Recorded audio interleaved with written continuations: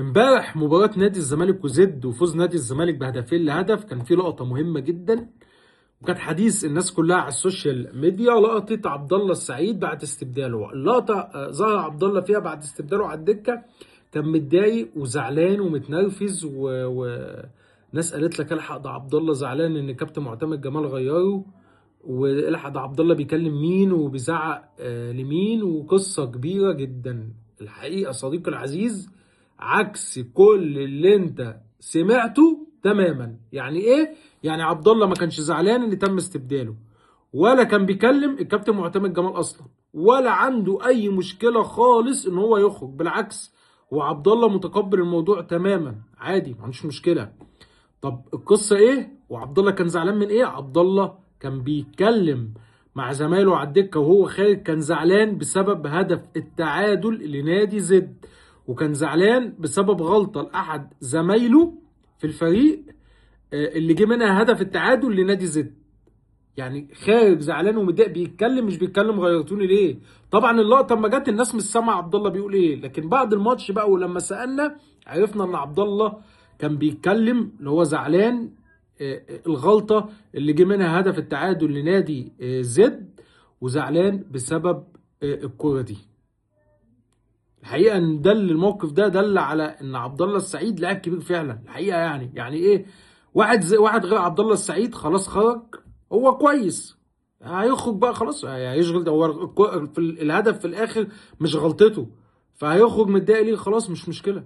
لكن الراجل انا قلت لك قبل كده، عبد الله السعيد دلوقتي جوه نادي الزمالك مش فكره ان هو لعيب وخلاص، لا، عبد الله كابتن فعليا جوه الملعب وكابتن بره الملعب. مفهوم ان كابتن بره الملعب دي معروفه ان هو بيلم اللعيبه وبيحل مشاكل والكلام ده كله، لكن كابتن جوه الملعب يعني ايه؟ يعني اللي انا بقول لك عليه ده، مش عايز غلطه من اي لعيب في الملعب، مش عايز غلطه من اي خط من خطوط فريق نادي الزمالك في الماتش. لو في الماتش شغال شاف فيه نقطة المنافس مستغلها أو ثغرة مستغلها، على طول بيكلم زمايله اقفل الحتة دي، ضيق على الحتة دي، عايزين نضغط من قدام، نقفل ورا كويس كده.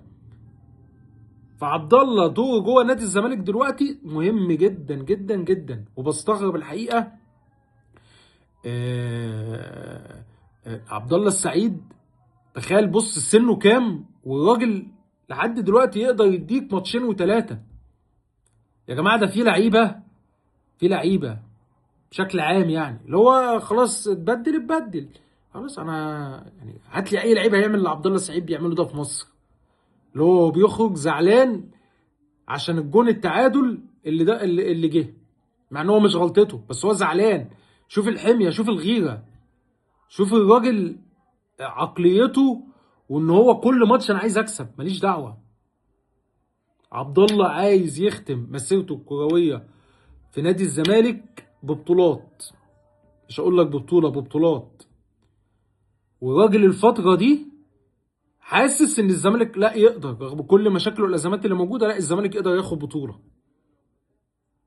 وعبد الله السعيد ما بين لعيبة نادي الزمالك، اللعيبة مكبراه جدا بالمناسبة يعني، واللعيبة بتحبه جدا. ولو هتبص عبد الله مش كابتن نادي الزمالك، لكن فعليا مع عمر جابر لا هو يعني دوره مهم جدا وكأنه كابتن نادي الزمالك.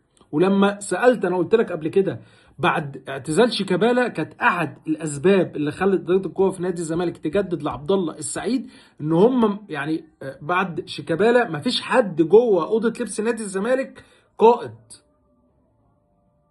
فلقوا ان عبد الله السعيد لا هو يقدر يقوم بالدور ده، طبعا بخلاف الجانب الفني، بس الجانب ده كمان هو اللي خلى اداره الكوره في نادي الزمالك تجدد لعبد الله السعيد. عبد الله السعيد كمان بعد الماتش لما سالنا لا راح واحتفل مع الجماهير بشكل طبيعي جدا، احتفل مع زمايله بشكل طبيعي جدا. لو تشوف الجون الثاني اللي جابه احمد ربيع، كان عبد الله من اوائل اللعيبه اللي راحت واحتفلت مع احمد ربيع بالجون الثاني جوه. لما سالنا كمان جوه اوضه لبس نادي الزمالك بعد الماتش، كانش في اي مشكله خالص ولا اي حاجه ما بين عبد الله وما بين الكابتن معتمد جمال. بالعكس الدنيا كانت جميله جدا جوه اوضه اللبس، وعبد الله اتكلم مع اللعيبه واشاد باللعيبه وبروح اللعيبه واصرارهم ان هم يكسبوا. عبد الله السعيد حاسس وبيقول للعيبه نادي الزمالك كده احنا نقدر رغم كل المشاكل والازمات اللي موجوده، لا نقدر ننهي الموسم بشكل كويس جدا ونفرح الجماهير ببطولات. فكل النماذج واللعيبه اللي بالعقليه دي وبالاحترافيه دي، واللي هو حياته كلها للكوره، مكرس حياته كلها للكوره، خلاص مش شاغل دماغه باي حاجه خالص. فنفسنا الحقيقه يكون عندنا اكتر من لعيب بنفس الشكل ونفس العقليه ونفس المستوى ده. صدقوني الكوره المصريه هتروح في حته تاني خالص.